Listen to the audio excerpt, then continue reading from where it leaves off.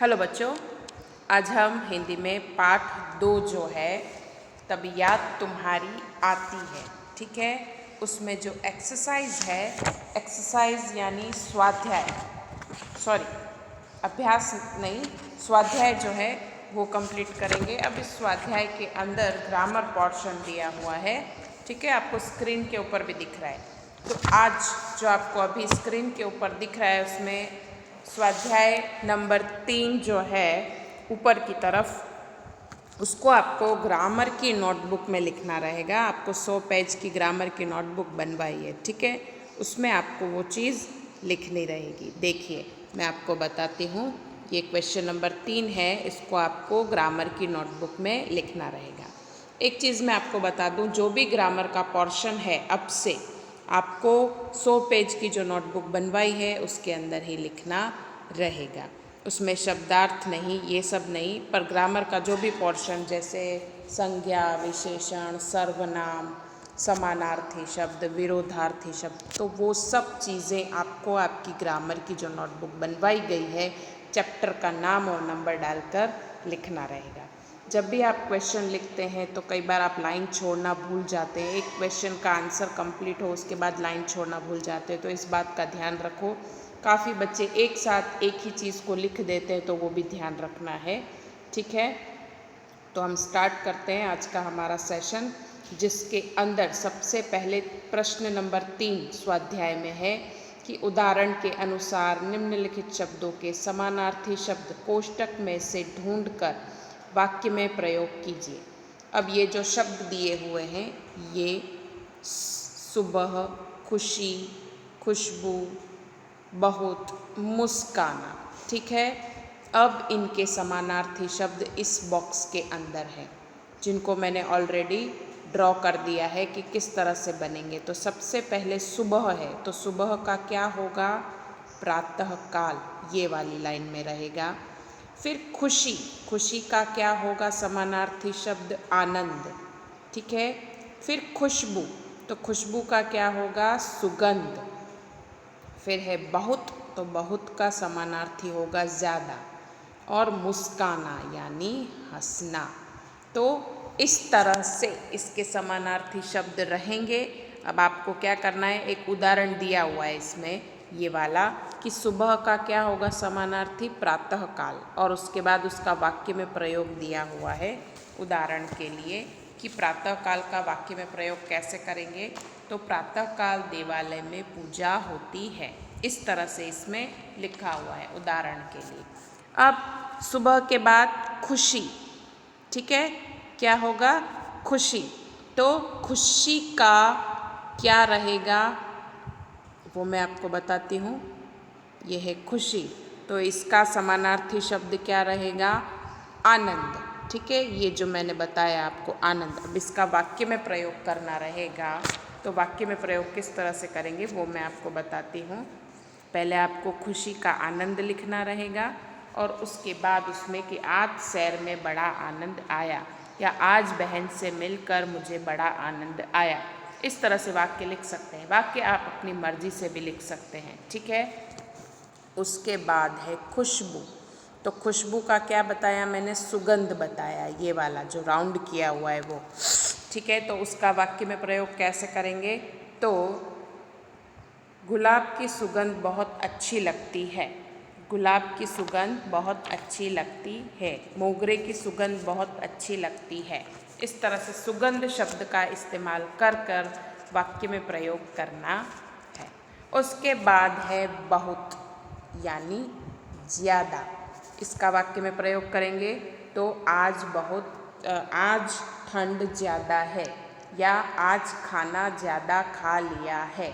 इस तरह से वाक्य में प्रयोग कर सकते हैं। ज़्यादा या बहुत का इस्तेमाल आप कर सकते हैं। फिर है मुस्काना यानी हंसना, ये वाली लाइन के अंदर है।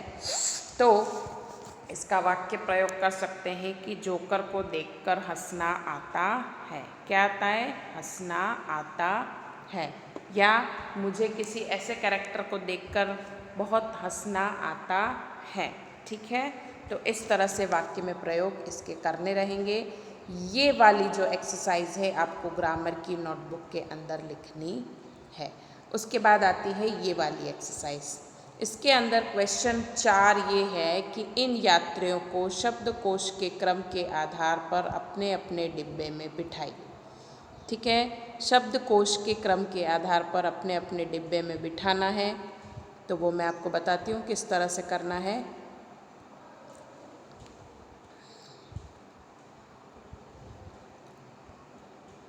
सबसे पहले यहाँ पर लिखा हुआ है मुस्कान, इसके ऊपर फिर है चांद, फिर है मैदान, फिर है कलियाँ और फिर है उठकर।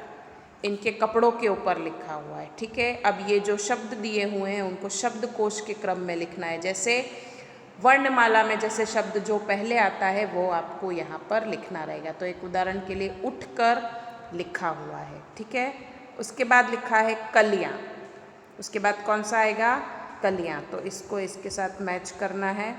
फिर आएगा चांद। ठीक है, यहाँ पर लिखा हुआ है चांद, इसको इसके साथ मैच करना है।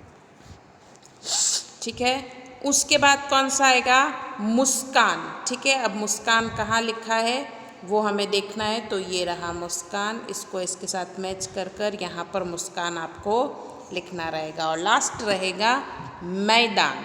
ठीक है, क्या आएगा, मैदान, तो ये रहा मैदान।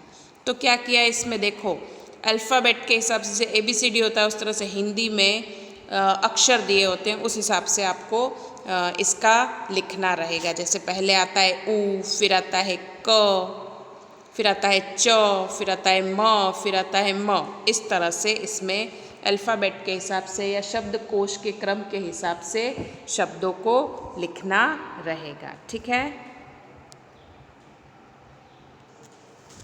अब इसी चैप्टर से संबंधित एक एक्सरसाइज है जिसे हम देखेंगे।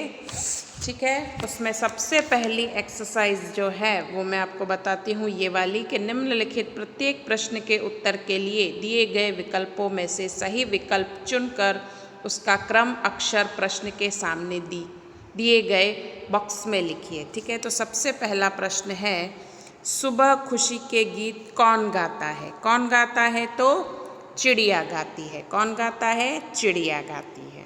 तो उसके ऊपर राइट का निशान लगाएंगे। फिर है दूसरा प्रश्न, सुबह दुनिया पर कौन मुस्काता है, तो कलियाँ मुस्काती हैं। कौन मुस्काता है, कलियाँ मुस्काती हैं। तीसरा प्रश्न है, वर्षा ऋतु में बूंदें कैसे गिरती हैं, तो छम छम गिरती हैं। कैसे गिरती हैं, छम छम।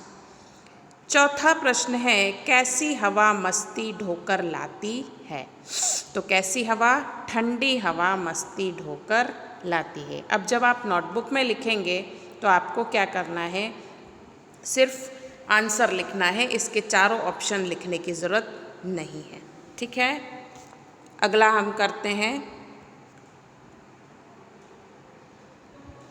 अगली जो हमारी एक्सरसाइज है वो सेकंड नंबर की है, ये वाली, कोष्टक में से उचित शब्द चुनकर रिक्त स्थान की पूर्ति कीजिए। अब यहाँ पर कोष्टक में शब्द दिए हुए हैं। ठीक है, उनमें से ढूंढकर, ये कोष्टक है, उनमें से ढूंढकर आपको यहाँ पर fill in the blanks complete करने। अब जब आप fill in the blanks complete करोगे तो आंसर के नीचे अंडरलाइन करोगे। ठीक है, पहला है, सुबह उठकर चिड़िया कुछ गीत खुशी के गाती है। ये खुशी लिखा हुआ है और यहाँ पर भी खुशी लिखा हुआ है, इसमें से देखकर ही आपको कंप्लीट करना है।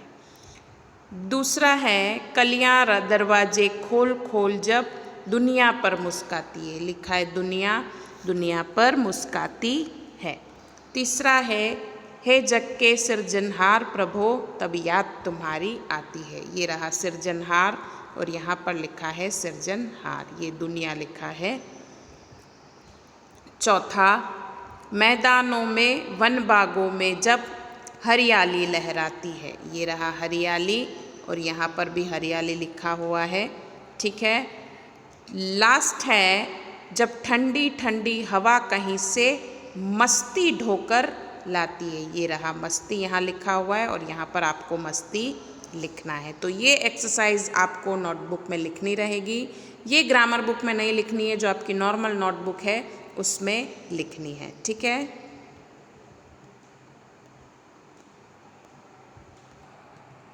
अब इसके बाद ये एक एक वाक्य में जो उत्तर हैं वो कंप्लीट करने हैं आपको। ये भी आपको नोटबुक में लिखने रहेंगे। ठीक है।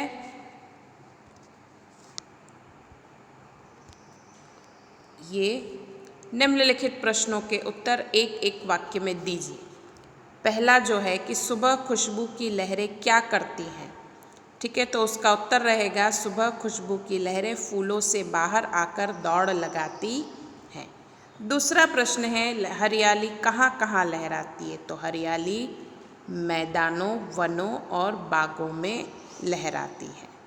तीसरा प्रश्न है प्रकृति के मनोहर दृश्य देखकर कवि को किसकी याद आती है, तो प्रकृति के मनोहर दृश्य देखकर कवि को जग के सृजनहार ईश्वर की याद आती है। तो ये जो 3 प्रश्न हैं इनको आपको नोटबुक में लिखने रहेंगे। ठीक है।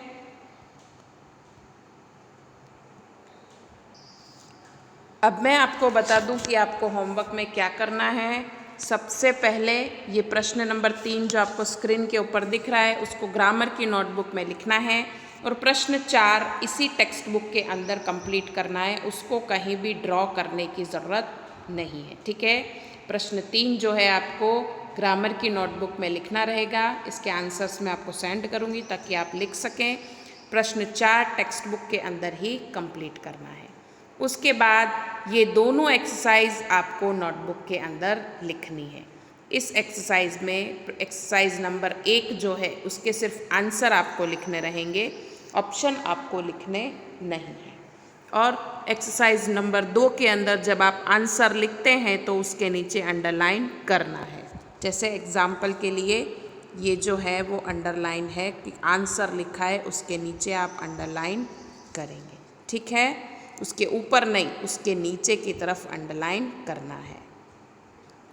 उसके बाद ये जो 3 प्रश्न हैं उनके उत्तर आपको नोटबुक के अंदर लिखने रहेंगे। ये जो क्वेश्चन आंसर जिस नोटबुक में ये वाले लिखेंगे उसी नोटबुक में ये वाले आपको लिखने रहेंगे। ठीक है।